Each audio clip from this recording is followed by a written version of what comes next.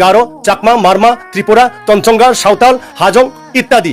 বাংলাদেশ এগিয়ে যাচ্ছে, পদ্মা সেতু হয়েছে, মেট্রো রেল হয়েছে, বড় বড় উন্নয়ন হয়েছে, কিন্তু একটা প্রশ্ন রয়ে গেছে, এই উন্নয়নের পথে কি দেশের সব মানুষ সমানভাবে হাঁটতে পারছে?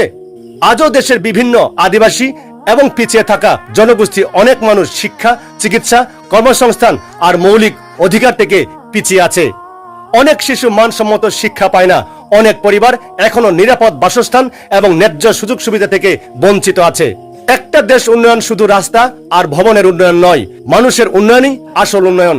কারণ জাতিসংঘের মানব উন্নয়ন সূচক বলে, যে দেশের বৈষম্য বেশি সে দেশের সামাজিক স্থিতিশীলতা দীর্ঘমেয়াদী উন্নয়ন বাধাগ্রস্ত হয়। তাহলে ভাবুন তো, দেশের একটি অংশ যদি পিছিয়ে থাকে তাহলে পুরো দেশ কি সত্যি সামনে যেতে পারে? বাংলাদেশের শক্তি তার বৈচিত্র্য। এই দেশে বাঙালি, গারো, চাকমা, মারমা, ত্রিপুরা, তঞ্চঙ্গা, সাঁওতাল, হাজং ইত্যাদি সবাইকে মিলেই বাংলাদেশ। তাই কাউকে অবহেলা নয়, কাউকে ছোট করে নয়, সব নাগরিকের সমান মর্যাদা নিশ্চিত করাই হোক নতুন বাংলাদেশের অঙ্গীকার। কারণ ইতিহাস সাক্ষী, বৈষম্য সমাজকে দুর্বল করে আর সমতা একটি জাতিকে শক্তিশালী করে।